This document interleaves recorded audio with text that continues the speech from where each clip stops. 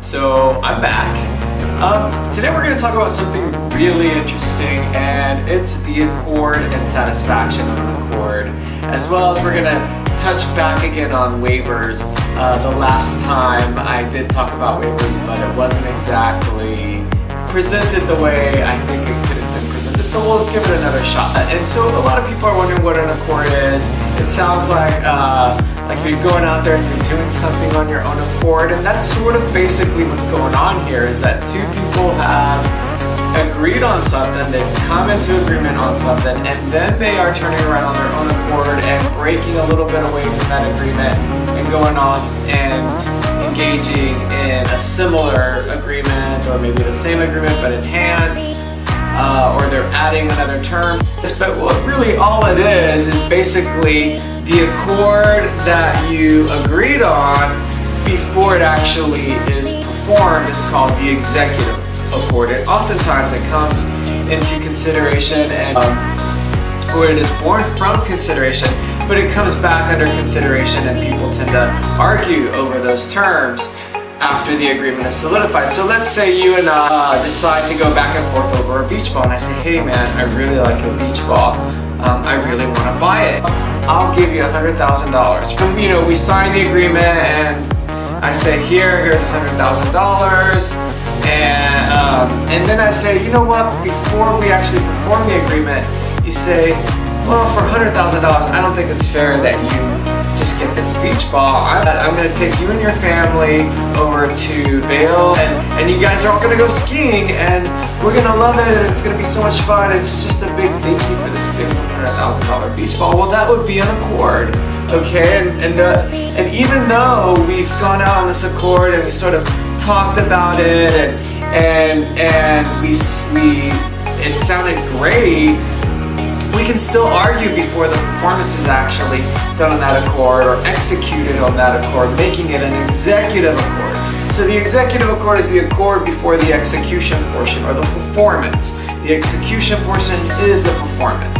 So the act that you're doing to satisfy the terms of that contract, that is your performance. So as you remember, contracts are built first and foremost on an offer, consideration, and acceptance, right? So you have offer, acceptance, and consideration in order to make those contracts, and that's what the accord oftentimes affects, is the consideration portion of that contract. So under the legal duty rule, if you're not required to do more, so for example, if I say, I just want to give you the $100,000 and get your beach ball, right? You don't, all the stuff that you just promised, you're not really obligated to do that.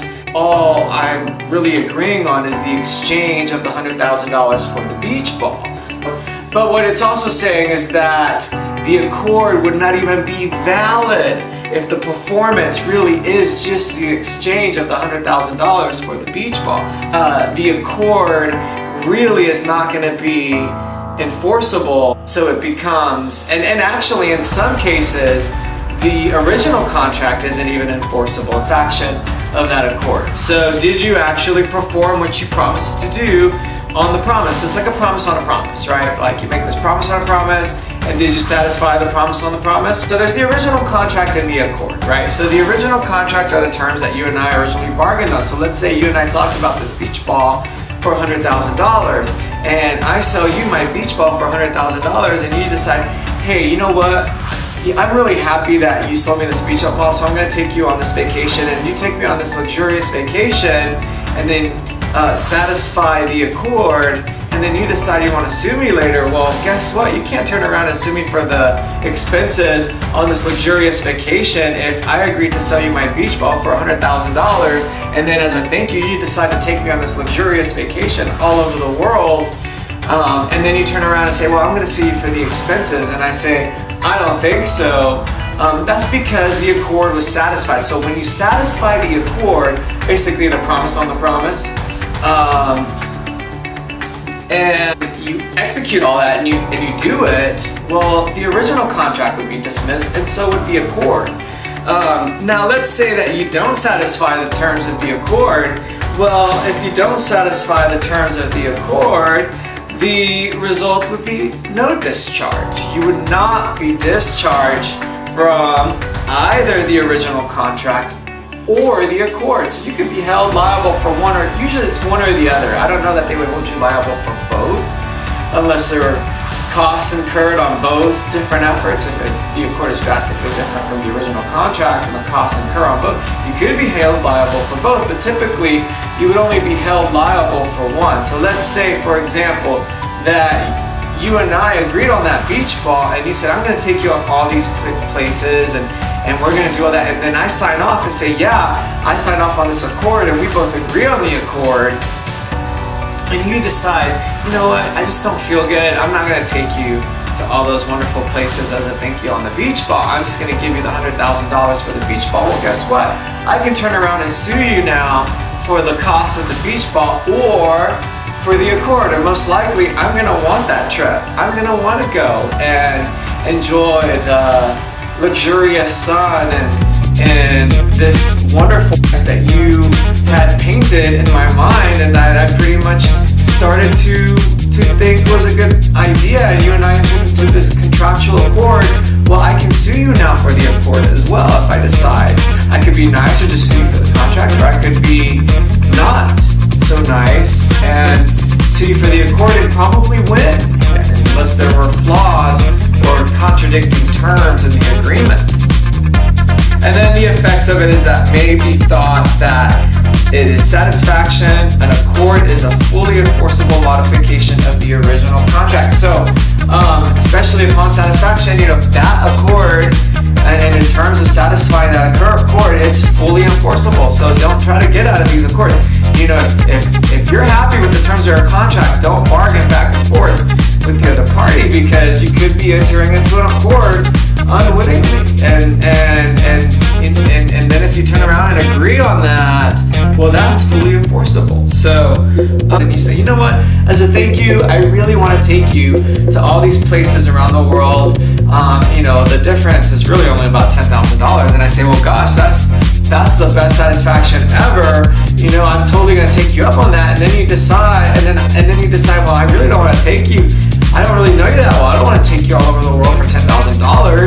I just want to exchange the beach. Well, guess what? We entered into an accord together, and as we stated earlier, the executory accord is enforceable. Even where an executory accord is not a substituted contract, the original contract is not discharged.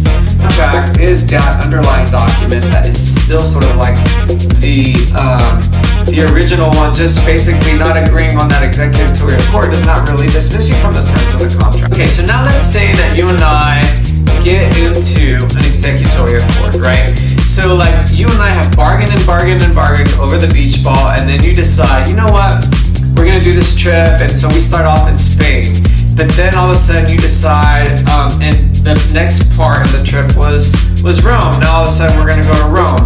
And then you decide, you know what, I really don't want to finish this trip. You're too expensive, and I just don't like your company. So I'm going to actually, go my way and sayonara. So guess what? Not performing the terms of the executory accord means that I can sue you for breach of executory accord.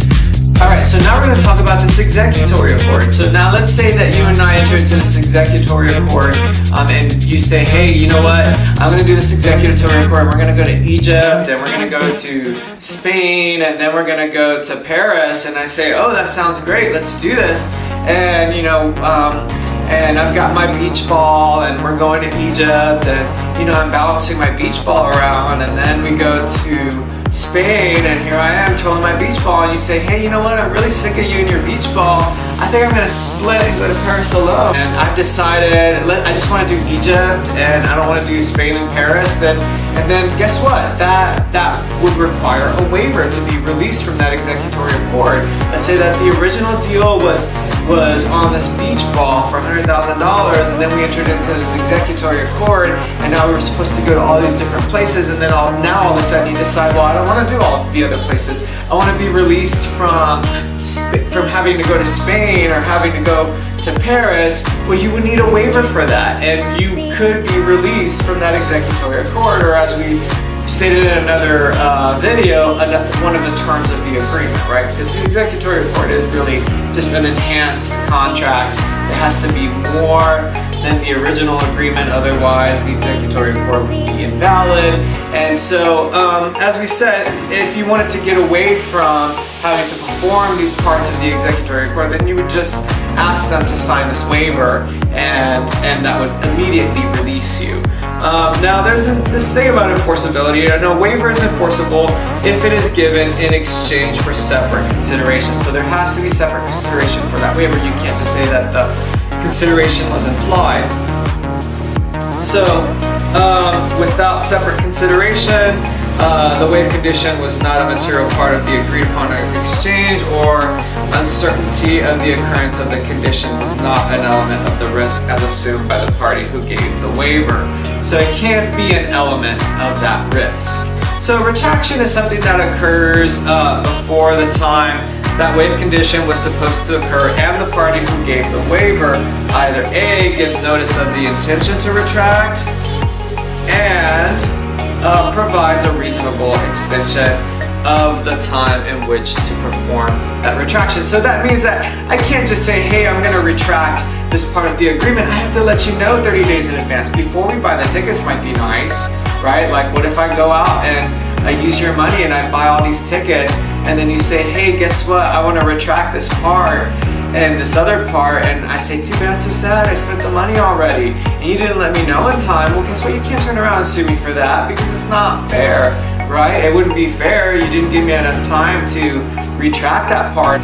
So now let's say, okay, so now we're going to talk about what a retraction is exactly, and the time allowed for you to retract that one particular portion of the agreement. So the retraction portion is basically you have to give enough time to be able to retract or issue a waiver. So let's say you and I agreed on that we're going to take this, we're going to really expand upon the example that we had before. So let's say you and I bargain back and forth on this beach ball. I say, hey man, I really like your beach ball and I really want you to sell it to me. And you say, guess what? I will sell you this beach ball for $100,000. And I say, guess what? I got $100,000 in my pocket right now, and I'm gonna buy this beach ball off of you. And then you say, you know what? That was such a slick move. I really didn't want to get rid of that beach ball to say thank you, because I really needed the $100,000. Actually, I only needed about $50,000 to save my mortgage. So I'm gonna take the rest of this money. You and I are gonna go on vacay, and I'm gonna take you to Egypt, and I'm gonna take you to Spain, and I'm gonna take you to France, and well, that would be an accord, because the original agreement was for the $100,000 on the beach ball, but now you've entered into this accord.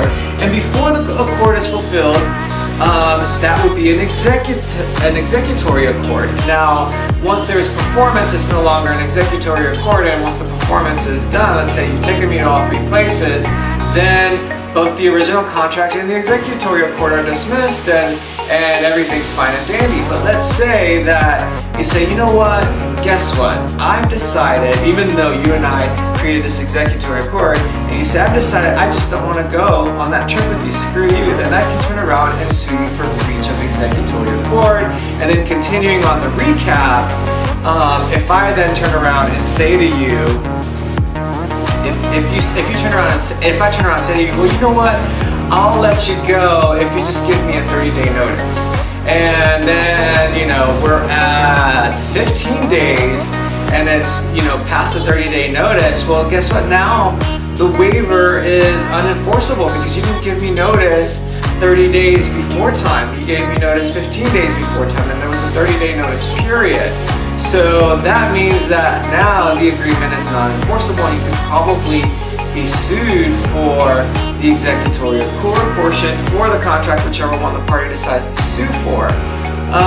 Now let's say that the executory accord is fulfilled. Well, then you're obviously discharged, and if you give a waiver within reasonable time, right? Let's say it's a 30-day requirement to waive part of the agreement. If you give me a waiver 30 days before time, you say, guess what, you know what, I really can't afford to go to Egypt, Spain and France, so instead what I'm going to do is I'm just going to release you from the contract, and you're no longer liable for those locations, and I'm no longer gonna be going, and I say that's okay, you gave me plenty of notice, then guess what? You would be released from the terms of that agreement. But if you don't give me enough notice, well then the waiver would be unenforceable. But if you do give me enough notice, then retraction of that waiver actually occurs.